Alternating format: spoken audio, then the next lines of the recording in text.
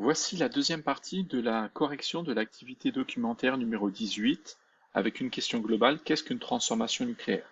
Et des sous-questions qui sont qu'est-ce qui permet à notre Soleil de produire autant d'énergie? Et peut-on produire la même énergie sur Terre? Donc nous avions répondu aux trois premières questions et nous essayons de répondre à la quatrième.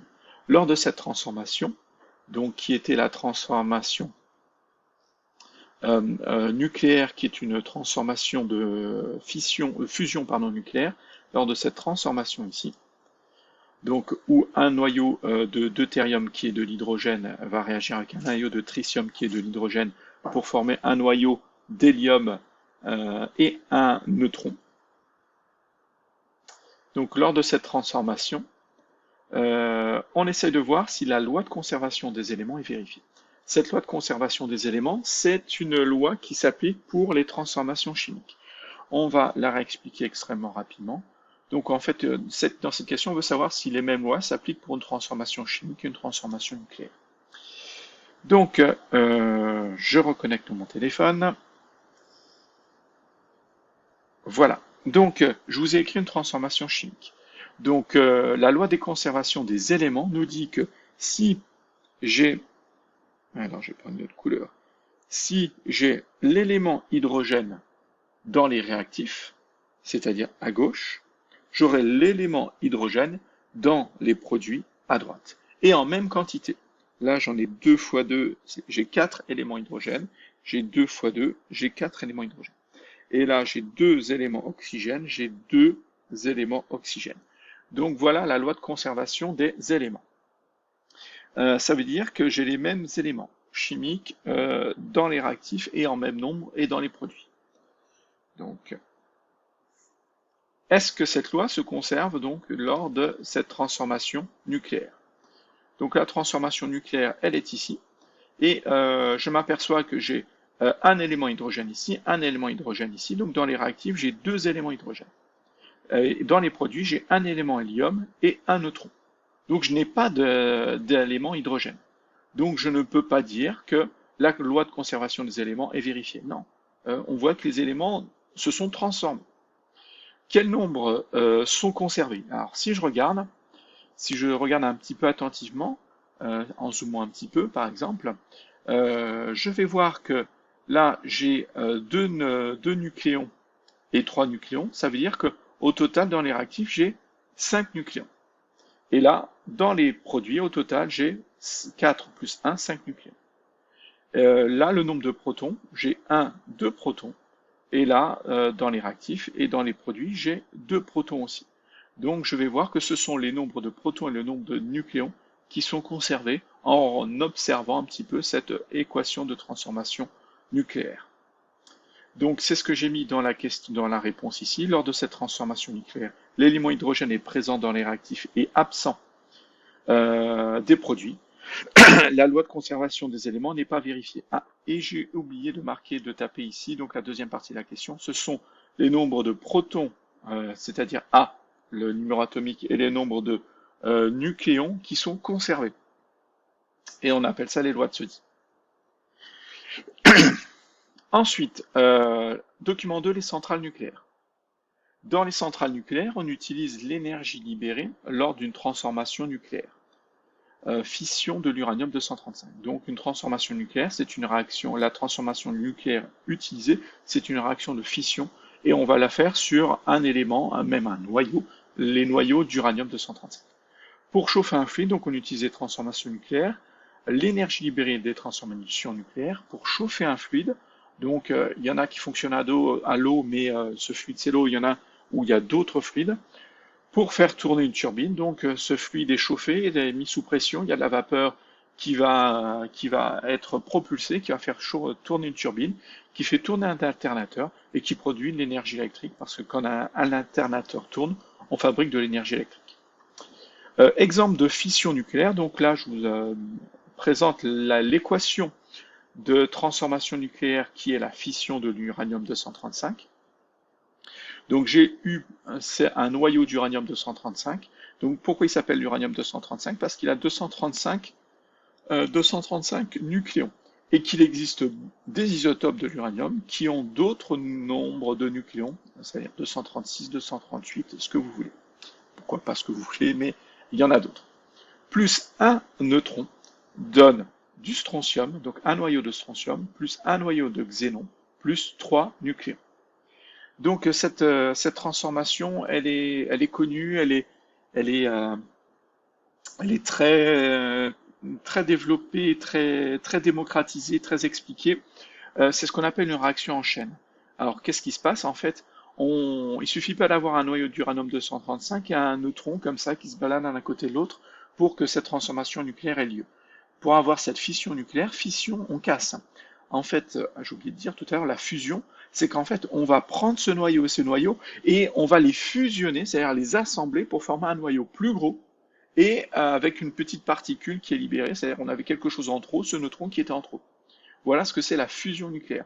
On prend deux petits noyaux, deux petits éléments qu'on met ensemble pour fabriquer un élément plus gros, plus lourd, avec plus de nucléons. Là, la fission, c'est que je prends un noyau d'un atome très grand, 92 protons et 235 nucléons, et en fait, je vais faire une fission dessus, c'est-à-dire je vais le couper en deux, un peu plus qu'en deux, mais je vais le séparer en deux gros morceaux et des petits morceaux à côté.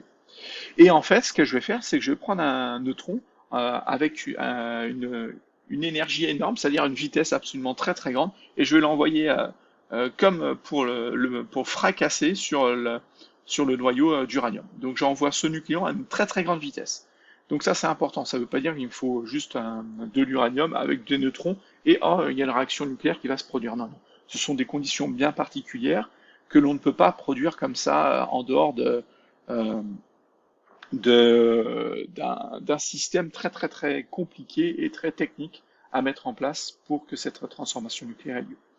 Ensuite, on va avoir donc une libération d'énergie parce qu'on a Q qui est négatif, c'est-à-dire que la réaction va être exothermique, on va libérer de l'énergie et produire deux noyaux plus petits. On avait un noyau d'uranium avec 235 nucléons et on fabrique un noyau, donc ce noyau d'uranium s'est cassé en un noyau de strontium avec 90 nucléons et un noyau de xénon avec 143 nucléons et trois petites particules de neutrons. Donc, ce qui est intéressant de voir, c'est que ces neutrons, en fait, on avait un neutron au départ avec beaucoup d'énergie, avec une grande vitesse, et en fait, on va libérer trois neutrons avec aussi beaucoup d'énergie et une grande vitesse. Ça veut dire que ces trois neutrons vont pouvoir rencontrer trois noyaux d'uranium qui sont à côté et faire la réaction trois fois, qui vont libérer à chacun trois neutrons. Donc, on va avoir une libération au total de 9, 3 fois 3, 9 neutrons, qui vont aller réagir avec 9 noyaux d'uranium, et on multiplie encore par 3 le nombre de neutrons produits, ça va faire 27, et c'est ça cette réaction en chaîne. C'est-à-dire que cette réaction s'auto-alimente, même ça s'amplifie d'elle-même. Donc il faut bien sûr des conditions techniques très importantes pour maîtriser cette réaction, dont des absorbeurs de neutrons qui sont mis à côté de l'uranium, pour finalement que c'est les neutrons qui sont produits n'aillent pas forcément rencontrer un noyau d'uranium, mais soient absorbés pour maîtriser cette transformation nucléaire au sein des centrales nucléaires. Donc voilà le petit aparté. Ici on a le noyau d'uranium 235 qui est comme ça. Je vous ai fait grâce de celui-ci qui était le noyau de strontium et celui-ci qui était le noyau de xénon. Le savoir ne vous apporte pas grand-chose. Cependant, donc, des scientifiques travaillent sur un projet qu'on appelle le projet ITER, visant à remplacer les transformations de fission par des transformations de fusion retrouvées dans le Soleil.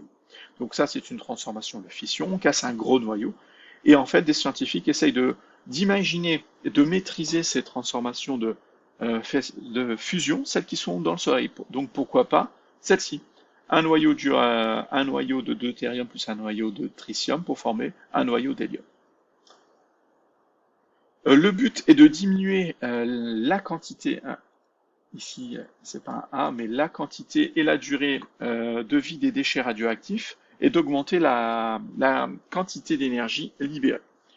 Donc une réaction de fusion, on vous dit qu'une réaction de fission, il y a moins de déchets radioactifs et ces déchets radioactifs sont radioactifs moins longtemps. Donc ça serait génial. Et en plus on libère plus d'énergie.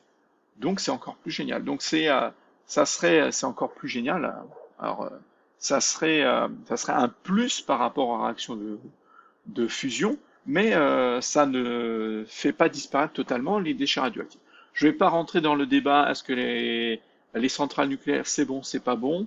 Vous avez fait un débat normalement, vous en avez parlé en troisième en physique-chimie. Vous avez normalement votre propre opinion là-dessus, et c'est très bien. De plus, l'élément uranium, utilisé dans nos centrales actuellement, est présent en quantité limitée sur Terre, alors que l'élément hydrogène est présent en très grande quantité. Oui, on retrouve l'élément hydrogène, par exemple, dans l'eau. L'eau, c'est l'espèce chimique quasiment la plus retrouvée sur Terre. On en a des quantités absolument inépuisables. Et surtout que les réactions de transformation pourraient être utilisées. Au final, on pourra avoir donc des éléments très très peu radioactifs, donc ça peut être très bien. Donc, il faut savoir que oui, il y a des mines d'uranium, et actuellement, on dit qu'on a grosso modo 150 ans devant nous d'uranium sur Terre. Donc, dans 150 ans, quoi qu'il arrive, on n'aura plus d'uranium, et donc on ne pourra plus faire de transformation nucléaire. Facile à dire, mais on disait la même chose du pétrole, et on a creusé plus profondément, on a trouvé un peu plus de pétrole, on a trouvé d'autres moyens d'exploiter du pétrole qu'on considérait inexploitable parce que trop cher à exploiter. Ça va être un petit peu la même chose pour l'uranium. Donc on en a pour un peu plus longtemps que 150 ans, mais quoi qu'il arrive, l'uranium 235 n'est pas illimité sur Terre. Ensuite, il pourrait exister d'autres noyaux qui pourraient remplacer l'uranium, mais compliqué pour l'instant. Donc le projet d'avenir, si certains pays utilisent toujours les centrales nucléaires, serait le projet ITER et faire donc la fusion nucléaire. Ensuite, on va déjà essayer de répondre à quelques petites questions. Les transformations nucléaires des centrales et des étoiles sont-elles identiques? Non. Celles des centrales, c'est des fissions nucléaires, alors que celles des étoiles, ce sont des fusions nucléaires. Donc ça a été assez facile. Ensuite, pour chaque transformation du doc 3, préciser s'il s'agit d'une transformation chimique, physique ou nucléaire. Donc là, j'ai la fusion d'hydrogène, la fission nucléaire, la combustion, la liquéfaction. Et j'ai des énergies libérées pour chaque transformation. Ici, dans les deux premières, je vois que je décris, je mets l'écriture symbolique des noyaux dans les réactifs et les produits. Pareil pour la deuxième. J'ai l'élément hydrogène dans les réactifs et pas d'élément hydrogène dans les produits. J'ai l'élément uranium dans les réactifs, pas l'élément uranium dans les produits. Donc il n'y a pas conservation de l'élément chimique. Ça veut dire que ces deux premières transformations sont des transformations nucléaires. Ensuite, là, je vais avoir une combustion, donc une réaction de combustion, une transformation de combustion. Donc là, j'ai du carbone dans les réactifs et dans les produits. J'ai même 42 éléments carbone ici, 44 pardon, éléments carbone, j'en ai 44. Sans aller plus loin, on va s'apercevoir que les autres éléments se conservent. C'est une transformation chimique. Ensuite, la liquéfaction, ici, on a une liquéfaction, c'est ce qui se passe dans les